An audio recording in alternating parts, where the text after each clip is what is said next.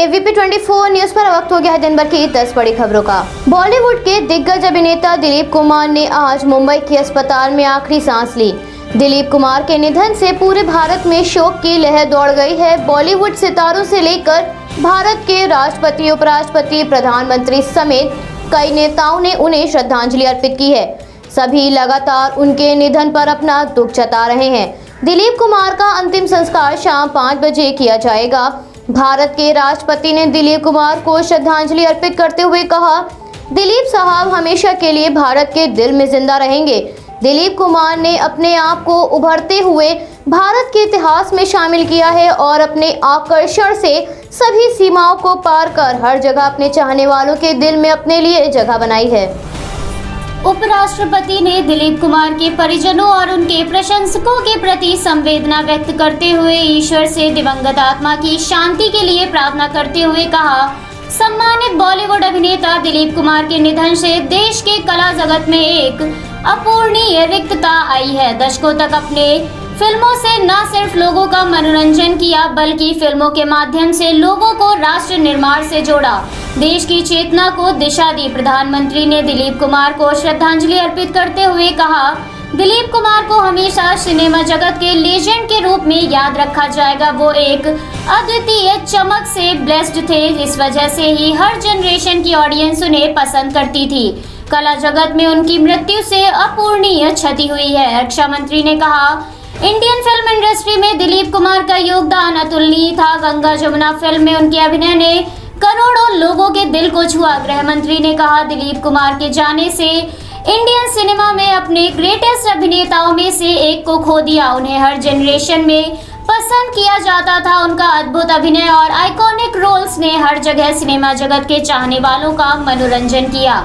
कांग्रेस नेता राहुल गांधी ने दिलीप कुमार के परिवार और उनके फैंस के प्रति संवेदना व्यक्त करते हुए कहा, इंडियन सिनेमा में दिलीप कुमार के अद्भुत योगदान को आने वाली पीढ़ियां भी याद रखेंगी। तो वहीं कांग्रेस नेता प्रियंका गांधी ने भी दिलीप कुमार को श्रद्धांजलि अर्पित करते हुए कहा, ये देश है वीर जवानों का, अपनी आज़ादी को हम हरगिज मिटा नहीं सकते। जैसे गीतों को करोड़ों लोगों की जुबान तक पहुंचाने वाले और जीवन को अभिनय के जरिए पर्दे पर उतारने वाले महान अभिनेता दिलीप कुमार का जाना सिनेमा के एक युग का अंत है।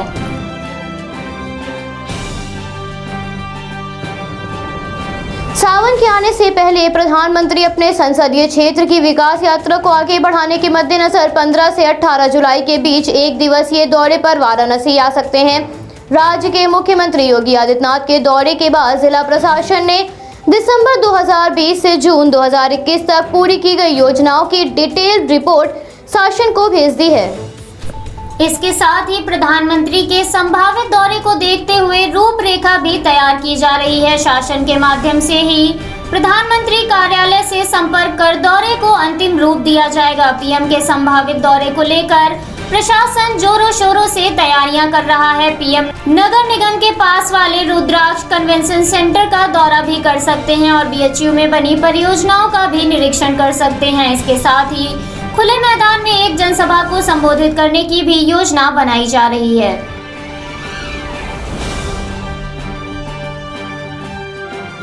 राहुल गांधी विभिन्न मुद्दों को लेकर केंद्र सरकार पर हमलावर रुख अपनाए हुए नजर आते हैं। राहुल गांधी ने एक बार फिर पेट्रोल और डीजल की बढ़ती कीमतों के मद्देनजर मोदी सरकार पर निशाना साधते हुए कहा, आपकी गाड़ी चाहे पेट्रोल पर चलती है या डीजल पर, मोदी सरकार टैक्स वसूली पर चलती है। राहुल गांधी के साथ साथ प्रियंका गांधी भी लगातार जनहित मुद्दों पर केंद्र पर हमलावर रुख अपनाए हुए नजर आती हैं। प्रियंका ने वैक्सीनेशन नीति के मद्देनजर केंद्र सरकार पर निशाना साधते हुए कहा, एक दिन का इवेंट, करोड़ों का प्रचार, फिर अंधेरी रात। दिसंबर तक सबको वैक्सीन के लिए रोजाना 80 से 90 लाख वैक्सीन लगाना जरूरी है। पिछले कुछ दिनों में वैक्सीनेशन 32% घट गया है। देश भर में 25,000 टीका सेंटर बंद पड़े हैं। राज्यों में टीकों का टोटा पड़ा है। प्रियंका गांधी के साथ साथ कांग्रेस नेता रणदीप सुरजेवाला ने भी गरीबों को राशन पहुंचाए जाने के मद्देनजर कहा, अब गरीबों का राशन, शराब डिलीवरी को मोदी सरकार है तो मुमकिन है।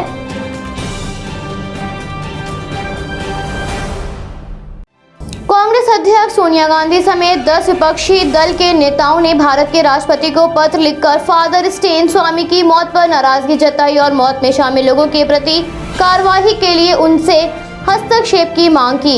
एल्गार परिषद और भीमा कोरेगांव मामले के आरोपित फादर स्टेन का लंबी बीमारी के बाद सोमवार को मुंबई में निधन हो गया था, जिसके बाद इस मामले पर राष्ट्रपति से नेताओं द्वारा हस्तक्षेप की मांग हुई है। 84 वर्षीय स्टेन ने बीमारी के कारण जमानत की अर्जी लगा रखी थी, लेकिन कोर्ट द्वारा उस पर सुनवाई से पहले ही उनका निधन हो गया। पत्र लिखने वाले नेताओं में राकांपा प्रमुख शरद पवार, पूर्व प्रधानमंत्री और जनता दल के नेता HD देवेगौड़ा और नेशनल कॉन्फ्रेंस के नेता फारूक अब्दुल्ला भी शामिल हैं। बंगाल की मुख्यमंत्री ममता बनर्जी, तमिलनाडु के CM MK स्टालिन और झारखंड के CM हेमंत सोरेन, D राजा, सीतारमन येचुरी के अलावा तेजस्वी यादव ने भी पत्र पर हस्ताक्षर किए हैं। विपक्षी नेताओं ने अपने संयुक्त पत्र में कहा, हम सभी स्टेन स्वामी की हिरासत में मौत पर गहरा दुख और आक्रोश व्यक्त करते हुए आपको गहरी पीड़ा में लिख रहे हैं। हम भारत के राष्ट्रपति के रूप में आपसे तत्काल हस्तक्षेप का आग्रह करते हैं।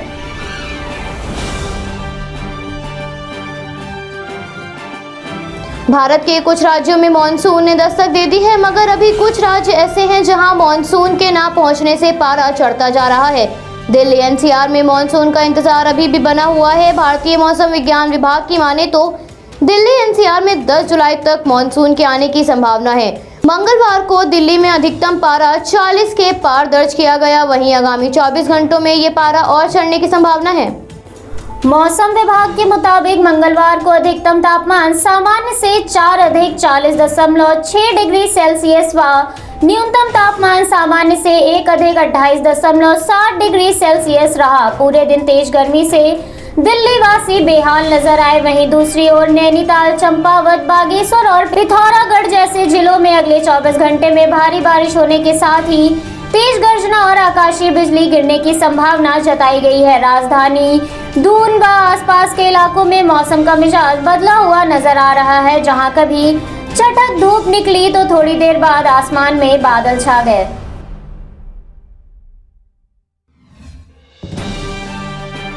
कोरोना काल के चलते कांडव यात्रा पर प्रतिबंध होने के कारण जल अभिषेक के लिए बैठक में एक विशेष नीति पर विचार किया गया, जिसके अनुसार क्षेत्र विशेष के लोग टैंकर से गंगा जल ला सकते हैं। इस टैंकर के माध्यम से जल लेकर स्थानीय मंदिरों में जल अभिषेक किए जाने की आशंका है। कांडव यात्रा पर रोक होने की वजह से महादेव के अभिषेक के लिए गंगा जल उपलब्ध कराने के विकल्प पर विचार विमर्श किया जा रहा है।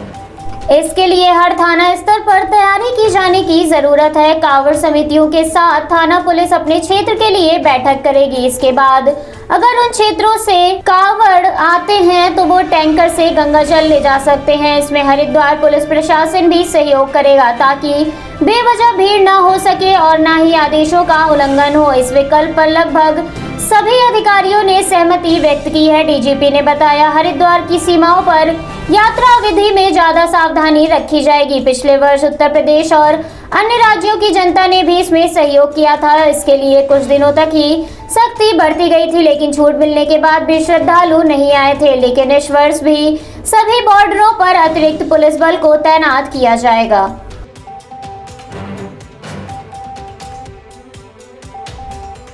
अफगान में तालिबान की बढ़ती ताकत की खबरें सामने आ रही हैं, जिसके मध्य भारत ने स्पष्ट तौर पर कहा वो अफगानिस्तान में शांति व संपन्नता के लिए निरंतर प्रयत्नशील है और रहेगा। इसके साथ ही भारत ने इन बातों से इनकार करते हुए कहा वो काबुल, कांधार और मज़ार-ए-शरीफ स्थित मशीनों को बंद करने जा रहा है। वैसे तो हालात के मद्देनजर रखते हुए काबुल स्थित दूतावास या दूसरे वाणिज्य दूतावासों में काम करने वाले कर्मचारियों की संख्या कम की जा रही है।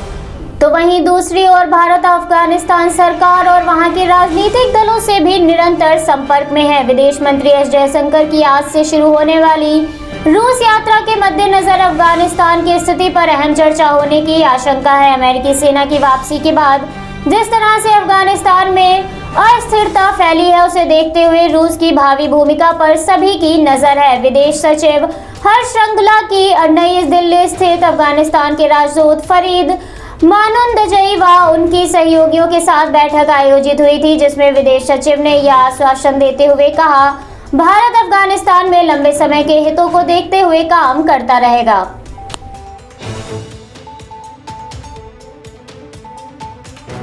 भारत में एक बार फिर कोरोना वायरस का खतरा बढ़ता हुआ नजर आ रहा है, क्योंकि एक बार फिर पूर्वोत्तर राज्यों में महामारी के मामलों में बढ़ोतरी हो रही है।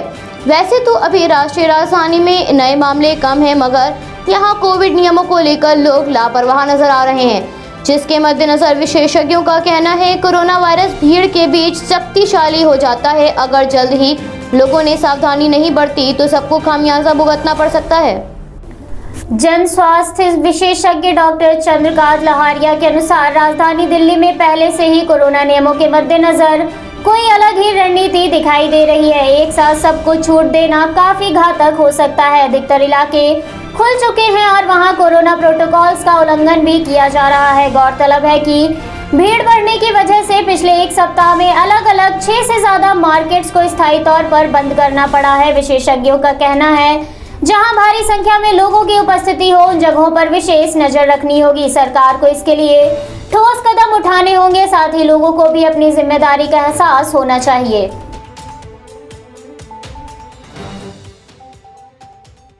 कोरोना के मामलों में लगातार गिरावट दर्ज की जा रही है। दूसरी लहर अब सुस्त पड़ चुकी है। पिछले 24 घंटों में कोविड-19 के 43,733 नए मामले सामने आए।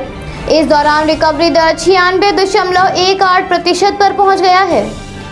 देश में कई राज्यों ने अनलॉक की प्रक्रिया शुरू हो गई है। अनलॉक के तहत बिहार में 11वीं और 12वीं के स्कूल खोलने की भी अनुमति मिल गई है। इसके साथ ही इस महामारी से ग्रस्त होने वाले लोगों की संख्या 3,06,19,932 के पार हो गई है। वहीं इस महामारी से रिकवर होने वाले लोगों की संख्या 2,97,52,294 के पार है। इस समय भारत में सक्रिय मामलों की संख्या 4,59,920 है। वहीं इस महामारी के कारण अपनी जान गंवाने वाले लोगों की संख्या 4,03,281 के पार पहुंच गई है। भारतीय चिकित्सा अनुसंधान परिषद ने जानकारी दी कि भारत में कल कोरोना वायरस के लिए 19,07,216 सैंपल टेस्ट किए गए। कल तक कुल 42,33,32,097 सैंपल टेस्ट किए जा चुके हैं।